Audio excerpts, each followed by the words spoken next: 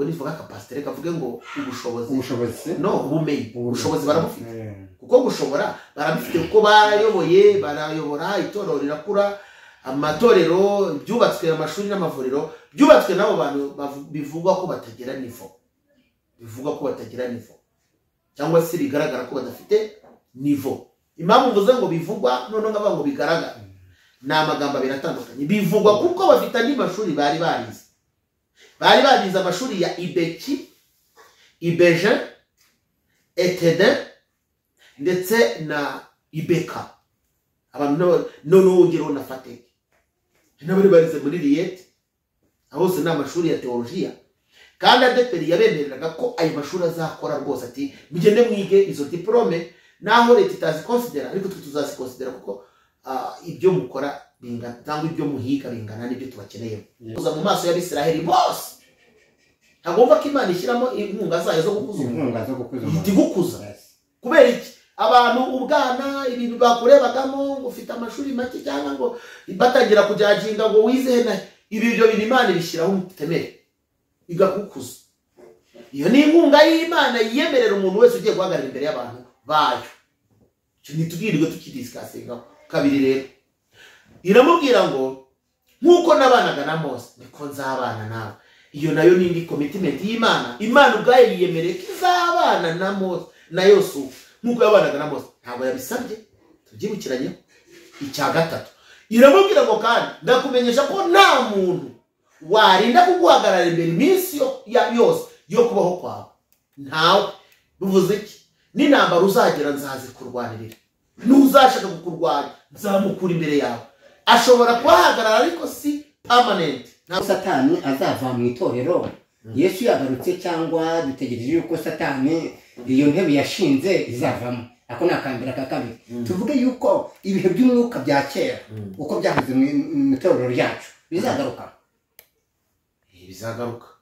mpamvu bizagaruka ni nyinshi icya mbere Satani we ashinzwe gutobara kubera ko amata ntushobora kuyanywa ari n'igitotsi ariko imvuzo niyo washyiramo imibu myinshi wasomerana vuze iki ngo niba itorero rya ADEPR ryaragaragaraga nk'itorero rifite ubuhamya bwiza ribwiriza abantu benshi byagombaga kuboneka igitotsi gituma bigira naryo ibintu biri kritika ni nayo mpamvu ubona ryitabirwa n'abantu benshi mu itangazamakuru abantu iyo bavuze inkuru zaryo nyine abantu bose baratangara kubera iki ni ibintu bibaye ahantu batateganyaga ko byakahabaye cyo n'ucyumviro rero ikindi aho Satani yazava mu itorero ari uko imperuka yabaye none se nyine azava mu itorero ari uko imperuka yabaye ariko yaravuze ngo kurwanya uruhande murwanye Satani nawe hazabahunga mwegera Imana izabegera nta na rimwe Satani azatura mu birometero ngo nukubera yuko twasenze amasengesho menshi ahubwo Satani azatinya gufata umuntu w'Imana ngo amugenze uko ashaka kubera imbaraga z'amasengesho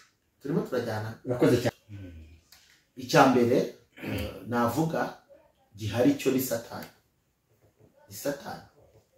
ibintu byose bibiri ivuga bizanwa na Satani ibintu byose bibi kweresa kera ko Satani akora ibyaha icyo nicyo cya mbere ububibwi cyangwa se ibibazo bihari impamvu yabyo icyo bita cause immediate cyangwa se impamvu nyamukuru kabitera ya mbere ni Satani yanga itorero Satani ntabwo ikunda itorero rya ADEPR kuko iryo torero ryagerageje gukora cyane rimenyekanisha iby'umwuka ibikora nitwa Pentecote kuba ari Pentecote amatorero yose yitwa Pentecote cyangwa ya Pentecote ashamikiye kuri ADEPR kuko twibaze ko hari andi madini arahari amatorero ahari tuzi nayo yabaye mu byutse nazangirikani zabaye mu byutse igaheni nandi hatandukanye tuzi wenda za Methodiste zagiye zigira ububyutse buzwi n'ayandi ariko ayo niyo tuzi especially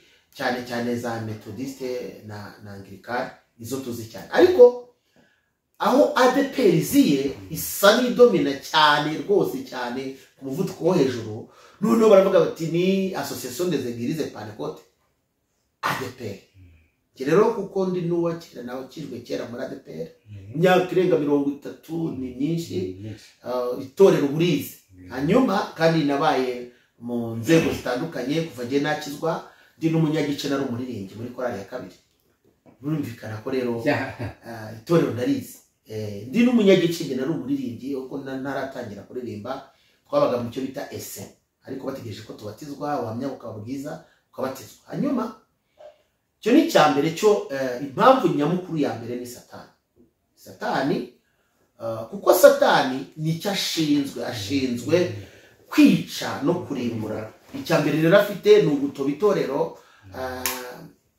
reka nguhe urugero kugira ngo uze kubibona ahantu hose uzabona hari icyiza satani agaba igitero kugira ngo agitere ikibazo niba ADEPR yari ifite umwanya munini wo gusenga abantu benshi bakaruhuka imitima bakizwa bagakizwa hagomba kuboneka ikintu gituma ihugira mu ntambara kugira ngo wa mwanya yafataga wo gusenga no bwa butumwa bwiza yatambutsaga bugire kirogoye iyo ni impamvu ya mbere impamvu ya kabiri nakubwiye ko ari 3 impamvu ya kabiri ikomeye nayo ni icyo bita ibihe turimo nabyo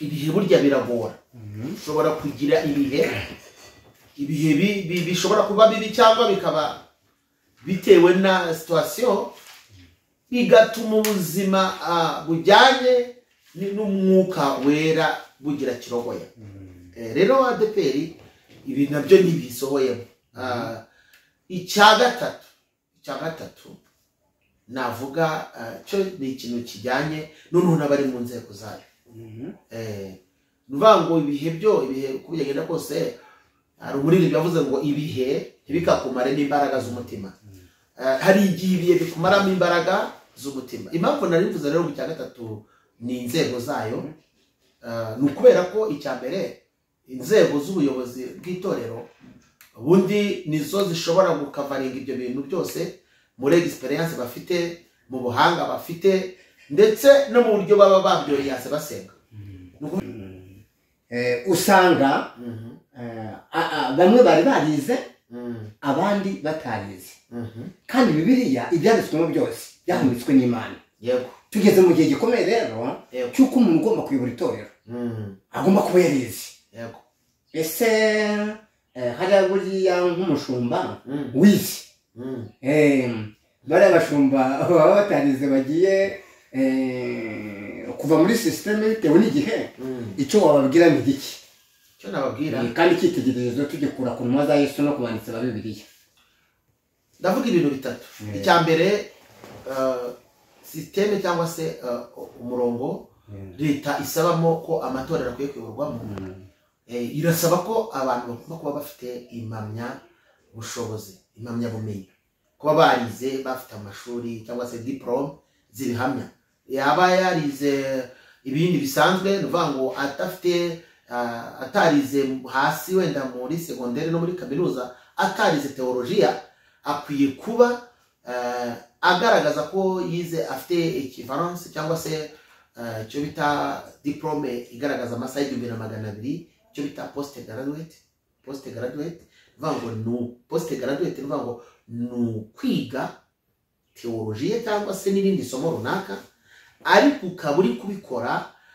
ufite indi diplome ya kaminuza uhubwo ushaka kugira ngo noneho babe nk'abaha agaciro ko wagiye mu ishuri urumva rero abo bantu impamvu zo ngo bivuga ko batize bivugwa ariko mu by'ukuri barize ngo nuko badafite impamya bumenyi zemewe nabwo na leta hari izo bafite yes nimukaganira muca ibintu ku ruhande bafite ibintu bizi kuko umuntu nubwo wenda bavuga ngo ntiyarangije primaire ngo nubwo utagiye muri kaminuza none niba baramujyanye muri beki bakubwira ngo urahera muri uyu mwaka kandi uziga imyaka iyi akishyura amafaranga kivuga yuko ETD ni enseignement théologie décentralisée mwese turabaramukije mu izina ry'umwami wacu Yesu Kristo abaherereye hano mu gihugu cyacu cy'u Rwanda abari hafi ndetse na kure hakurya y'amazi magari abumva cyangwa abavuga ururimi rw'ikinyarwanda imbere ya kamera dufite umutumirwa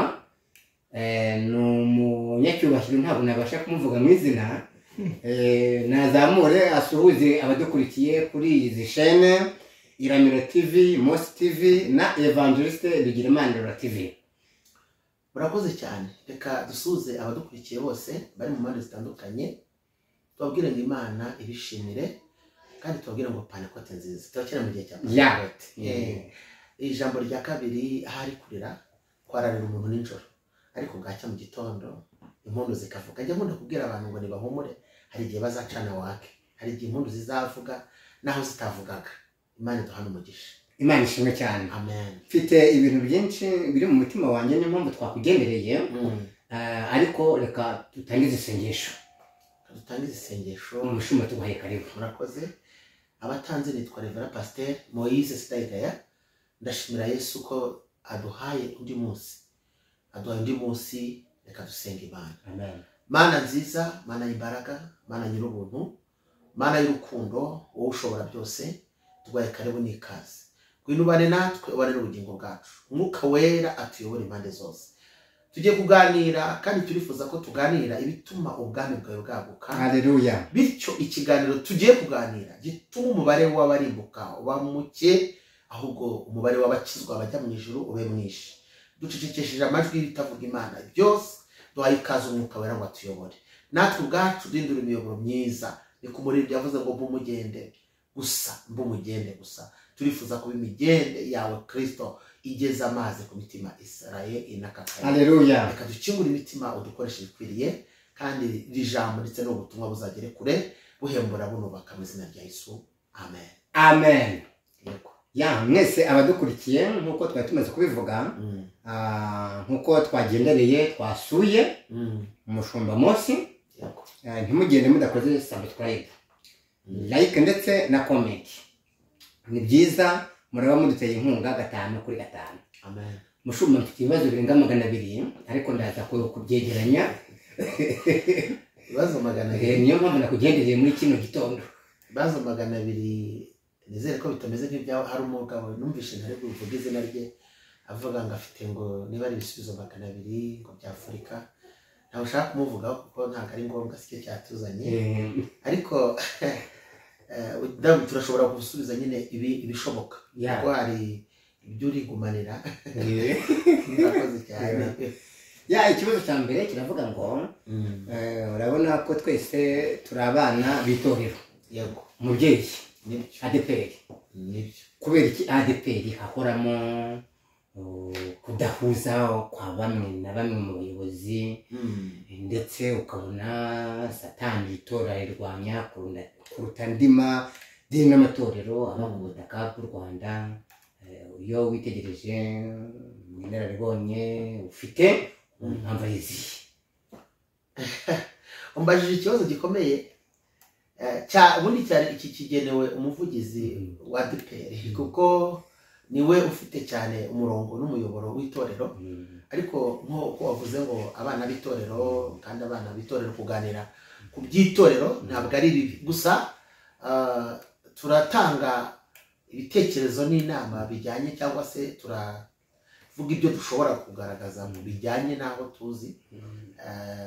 Ibindi nagusaba ko uzakora ikiganiro kirambuye, uzashaka bamwe mu bayobozi bazagufasha. Ariko icyo mbona cya mbere, kuba mu itorero harimo intambara zitarangira ni ibintu nka bitatu. Kuvuga ngo iyo uri umuyobozi, ibintu bikaba utari umuyobozi mu by'Imana, uri umuyobozi mu zindi nzego, ukoresha experience y'ibyo wakoze cyangwa ibyakozwe n'abandi, cyangwa ugakoresha ubwenge ufite. Donc ukoresha umuvuno bitewe n'ibyo ufite. Hanyuma iyo hajemo ko uri umuyobozi mu itorero byo, especially rero nk'abantu bitwa ADPR mu itorero ry'umwuka, abayobozi baryo nubwo bakoresha ubwenge n'ubuhanga, ariko itorero ryagurutse mu mwuka, ibyaba byose bigomba kuzamo n'akantu k'umwuka. Ikintu cy'umwuka kidasawundingamo, kandi abantu bose barakwitabye miliyoni zigera muri 3 z'abanyarwanda bakwitaba bavuga ati ndi umunyamwuka. Byagorana bimenye. Ni ukuvuga ngo byanga bikunda, nimbivuga gutyo kubera ko ibintu by'ubuhanuzi ari ibintu biri kwamaganwa. Ariko nahoze numva ejo ku bitangazamakuru bavuga ati Pentecote yabaye kandi banahanuye. Impamvu ki bavuga ati panekote yabaye kandi banahamenya ko ari abapanekote. Ni umunsi mbese noneho uhwanye na rya zina, uhwanye na bwa buzima. Ibyo bitangazamakuru noze bisoma ndeba bavuga bati panekote yabaye kandi twanhanuye, ati abantu bahanuye. Ukabona ni ibintu nyine binejeje, bari proud yuko habaye panekote n'abantu bakagira gute bagahanura. Icyo rero kize kubwira n'ibyo bintu bitatu bikomeye. Icya mbere ni Satani wanga umurimo. Icya kabiri ni igihe turimo, igihe nacyo burya kigira influence ikomeye. Icya gatatu biravana n'ubuyobozi buhari, kuko ubuyobozi buhari bufite ubushobozi. Kuko buriya reka kubwire nk'urugero, ubundi bajya bavuga ngo umuntu wese yahawe ububasha bwo kuyobora. Imana yemeye wicara ku ntebe ukayobora, kereka wowe utayihaye umwanya ngo mukorane. Ariko ubundi iyo uhaye umwanya inagufasha kuyobora abantu, kuko ibakunda kuruta umuntu wese wibwira ko akunda abantu cyangwa akunda abakristo cyangwa akunda abayobora. Imana imurusha kubakunda wese uba ku rwego rwawe mu Rwanda no mu yandi mahanga. Umuntu uvuga ko akunda abayobora niyo waba bakunda bingana gute, uri munsi cyane y'Imana yabaremye. Hanyuma rero kuko ibakunda, hari n'igihe ishobora no kuguha uburyo butuma ubayobora neza, kubera urukundo ikunda abantu, atari ukubera wowe cyane. Ndaguha urugero, dukoresha Bibiliya. Hangare dukoresha Bibiliya. Iyo tuvuze ibintu biremereye biba bisaba ngo twongere ijambo ry'Imana bitagaragara ko ari amarangamutima cyangwa se imvamutima zacu.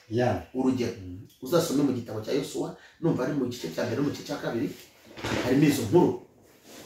Bibiliya ibwayo iravuga ngo umugaragu wanjye Mose ntakiriho yarapfuye. Ni Imana ibwira nde? Yosuwa. None haguruka ujye kuyobora abari Abisiraheli, ugende ubabwire ngo nibakore amahamba, kuko mu minsi 3 bazamuka rura ruzi rwa Yorodani bajya mu gihugu bagiye guhindura, aricyo cyitwa nde? Kanani. Aya magambo Imana yabwiye Yosuwa. Yosuwa yahise atangira agira ibibazo bati ngewe ubundi nari umusirikare, unyibeshyeho ntabwo nabishobora. Itimubwira ngo guhera uyu munsi ndatangira kugukunda ari ibihe byose. So urumva rero bisanzwe kuvuga ngo umuntu niba afashe umwanya akicara ku ntebe yarakwiriye kugenda muri uyu mujyo w'uko Imana izamushyigikira. Kabiri, ko ahagaze mu mwanya wo gukorera abantu b'Imana. Gatatu, ko agomba guturisha abantu bakabona ihumure, bakabona ituze. Nibyo ntumbaze ibindi birenze. Urakoze cyane mushumba. Uze kumbwira ngo ninjiremo, ngo nze kukubwira ngo gute. Nakubwiye ibyo bintu bitatu nibyo mubwiye. Uzashaka kubaza impamvu zabyo ni ukuri. Icyo cya mbere navuze nagisobanura kimwe ku kindi.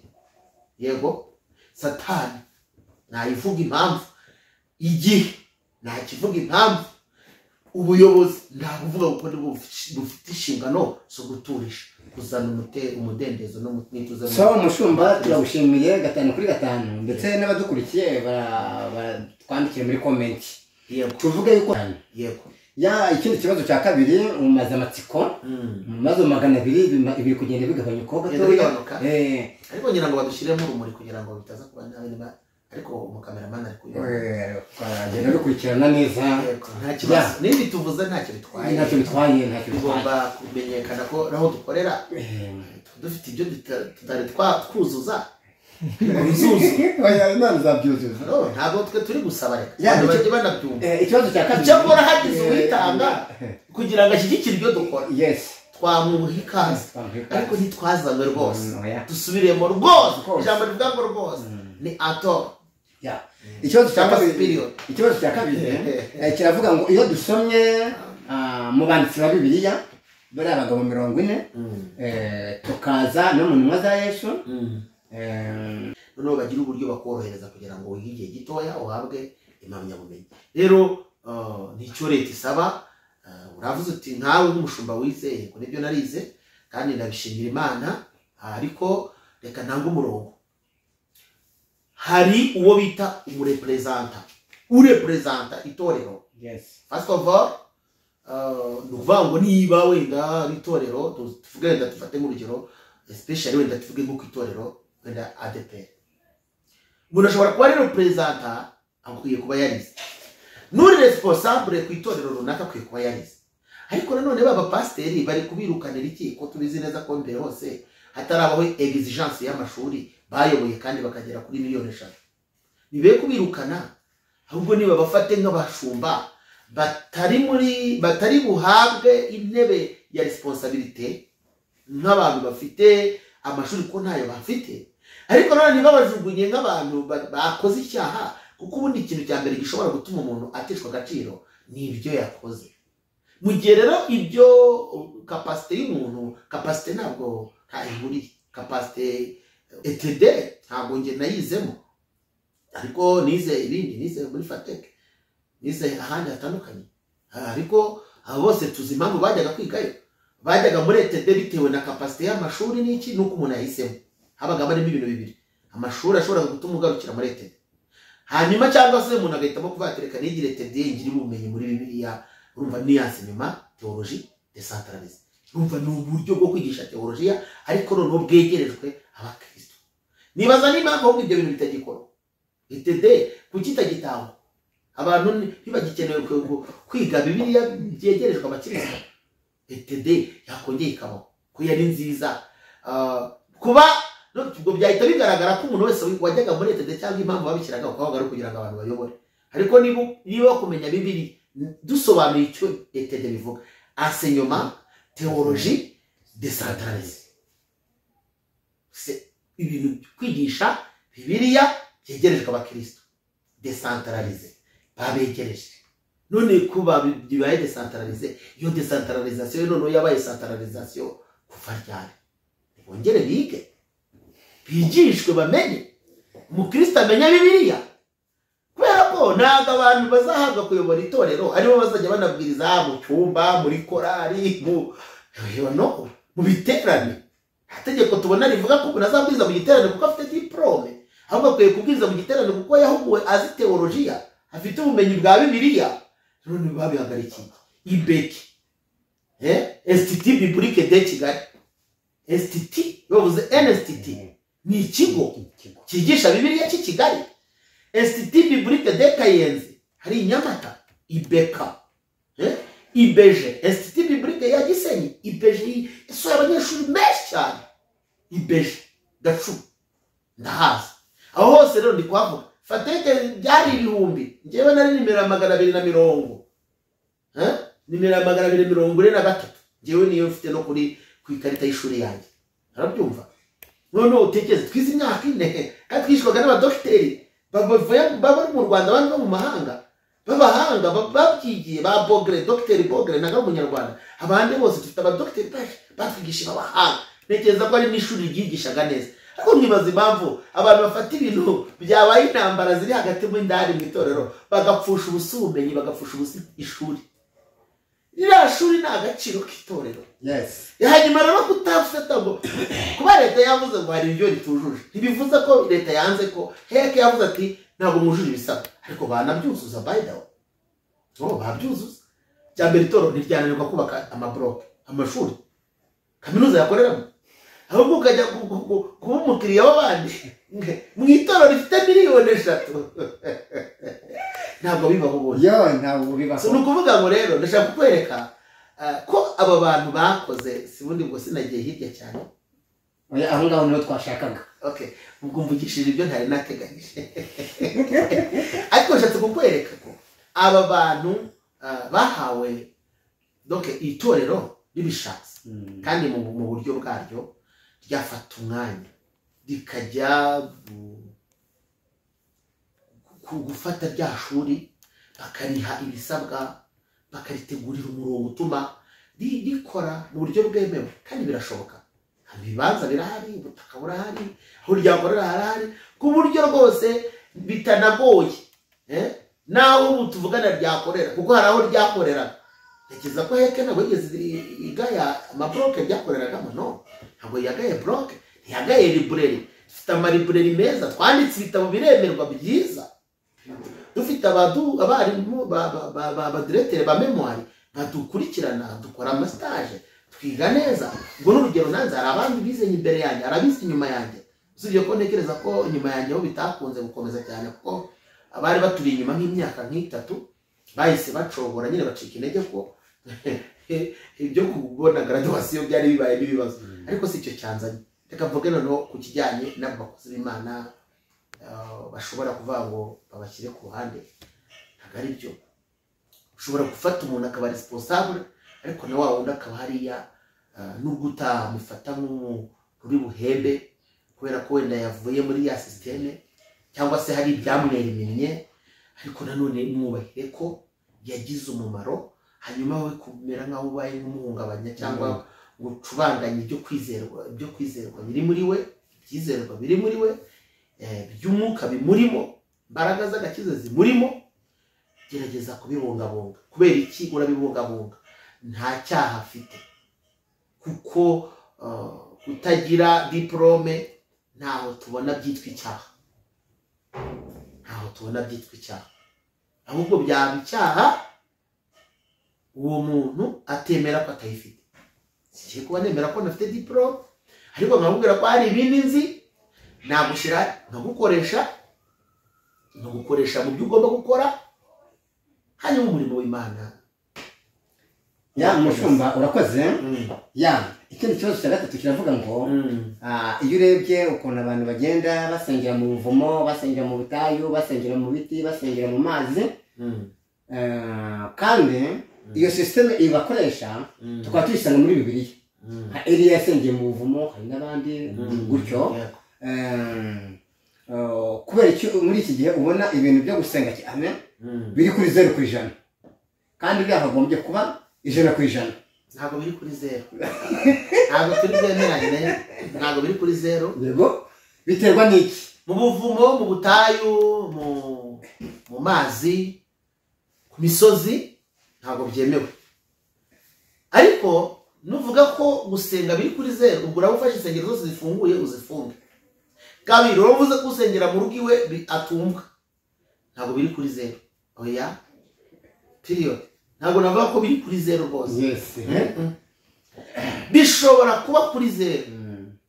Gusenga bitemewe mu Rwanda. Tegeko nshinga ry'u Rwanda ryemera ko abantu basenga. Kabiri abanyarwanda nabo bazi Imana bakunda gusenga. Biravuze ngo nubwo tubona ko bira bintu byanditse cyangwa se gahunda yo mu buvumo, butayu na hehe hose bigaragara ko na Yesu yajyaga ngo yikira akajya mu mazi akabwiriza, akikira mu bwato akabwiriza. Ibyo byose ni gahunda zihari, ariko nanone twibuke ko itorero riba mu gihugu kandi igihugu kigira amategeko n'amabwiriza kigenga. Hari ukuntu kuva kera kose babikoraga, none se kera kose ntibabonaga abantu basengera ku misozi, nubwo batabyemeraga ngo bavuga bati turabyemera, ariko nta n'itegeko bari basohoye cyangwa ibwiriza ribihakana. Turimo turajyana ariko tuvugana ubu ngubu bashizeho umurongo bati ibyo bintu byo mu butayu, byo mu buvumo, mu misozi, mu mazi turabihagaritse. Ntabwo babihagaritse ni iya leta, ntabwo ari iyanjye. Yes. Hanyuma rero kuba yarahagaze, abantu bagomba kuyoboka izindi nzira zishoboka zo gusenga zemewe. Ariko ntibahagarika gusenga. Abaroma havuga iki? 8:30 niki cyadutandukanya n'urukundo rwa Kristo? Ni inzara. Nta mabwiriza nk'aya se, ni ukugira gute se muri byose ngo nta na kimwe ngo ahubwo turushirizwaho. Rero ntuze kuvuga ko ibihingwa ari nubwo byabonekaga muri Bibiliya kuba byahagaze ntibikuraho ko abantu bakunda Kristo, ntibikuraho ko abantu basenga, kandi abantu bakwiye no kumvira n'amabwiriza ya leta.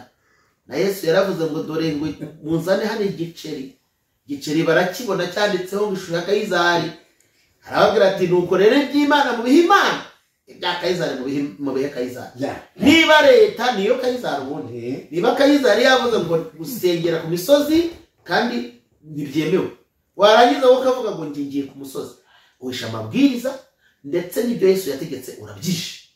Guma iwawe usenge. Ninde muntu wasengeye iw'Imana ntimwumve? Ngiye kubaza. Ubu hano wanjye masenge ntabwo yanyumva. Yakumva. Ubwo rero dukonkiriwe ko ntagire ucika intege, ntagire ureka gusenga, ntagire uvuga ngo ngiye ngo naraguye ngo kuko ngo imisozi itakibaho, kereka nawe warasengaga imisozi. Ariko nawe warasengaga Imana ikibaho iri mu ijuru. Imana iracyasengwa, iracyumvwa, nako iracyumva, n'abasenga baracyumvwa kandi ihore ishyirwa hejuru cyane, ishyirwa hejuru. Hanyuma rero urumva rero ntabwo biri kuri 0.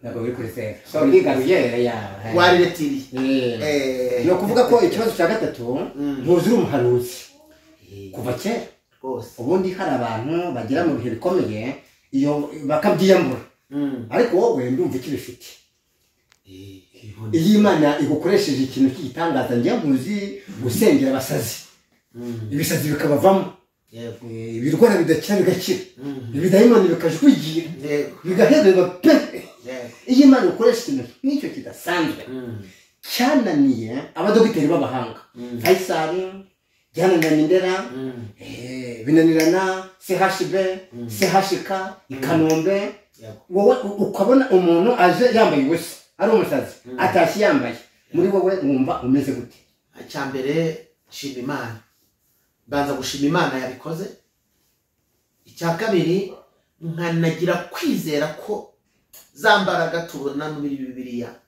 zigihari Imana ikiziha abantu ikazikoresha icyo ni ibintu bibiri nyine ni ibyo shima Imana iyo yabikoze ko ntago ari ngewe ariko kabiri nkanashimira cyangwa nkizera ko bwa butware tubona Bibiliya ngo yahaga abantu Kristo ngo yakoreshaga inaha bitabinyereka ko bugihari hanyuma mbone rero kubwira abantu ngo nta na rimwe nzigera mpakana ko umuhanuzi ni ibintu nashobora guhakana kuko abantu bose banzi impanuro kandi nanjye mu bintu byambabaza nkumva ko navuye mu bwiza bw'Imana ni ugutandukana n'ijwi ry'Imana umugisha ngira imyaka maze mpanura nta wanerewe ngo naramanurire mwaka amaturo oya niwo mugisha rero utuma numva ndi proud kandi ndashimira Yesu ko muri iyo minsi yose yabanye nanjye ntabwo rugiye reka mbwira ikintu utambashije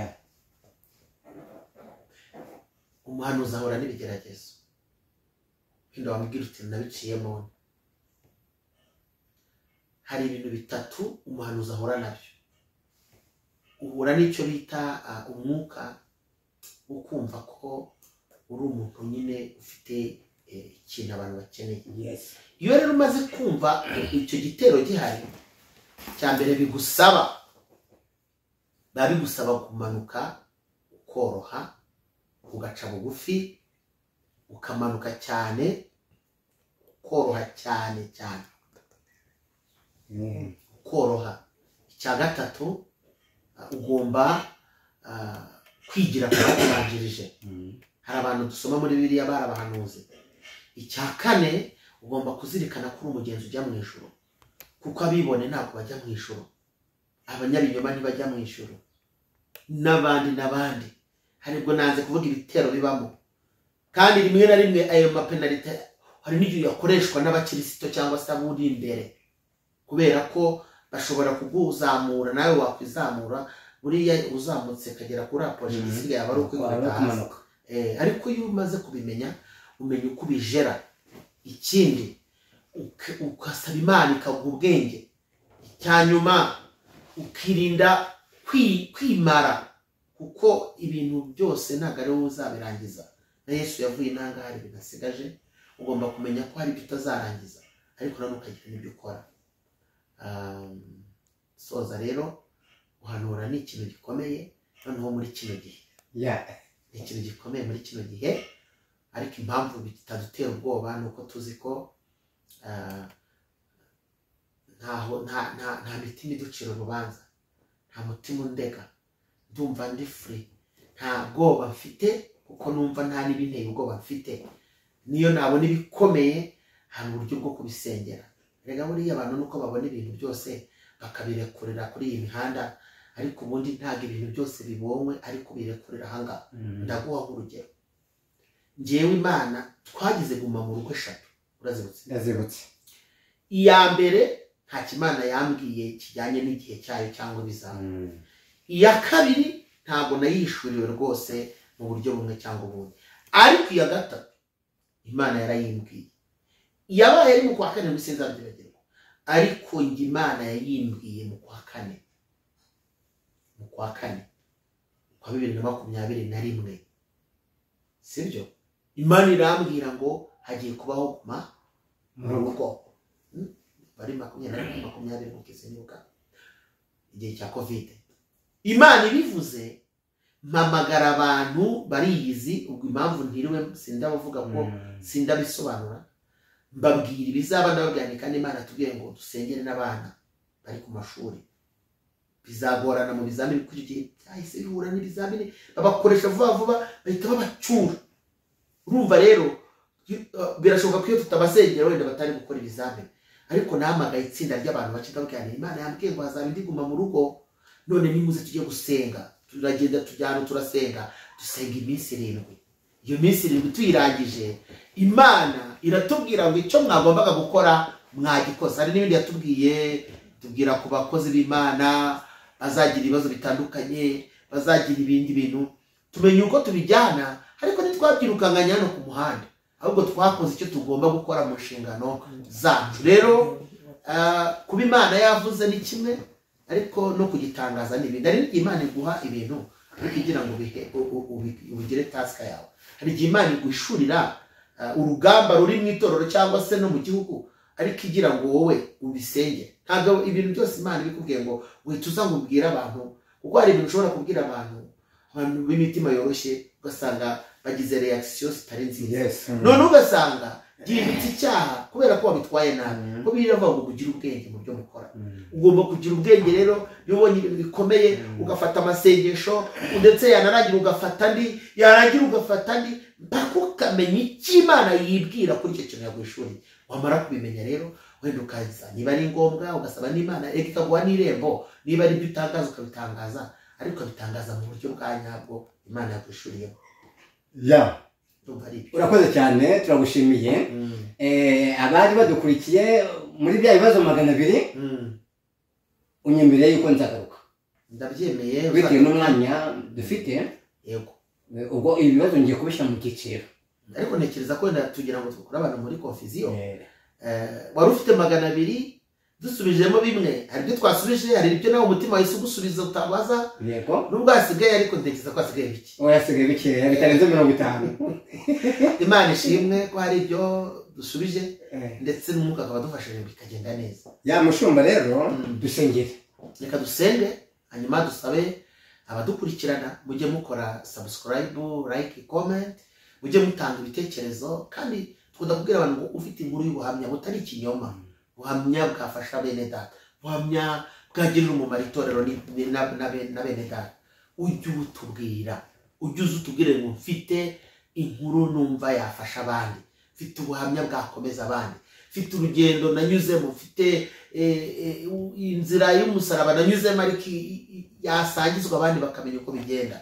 Nk'urugero nk'ingo zisenyuka tuvugana, nk'urugero nk'intambara abantu bagenda bagera mu ngo cyangwa mu mibereho ya business, iterambere, imibereho uburyo umuntu abaho agasenga kandi agasenga afite n'ibibazo. Ibyo byose mubyiteho, hanyuma mujye mubitubwira, hanyuma kandi tubabwire ngo turabakunda, Imana bamugisha.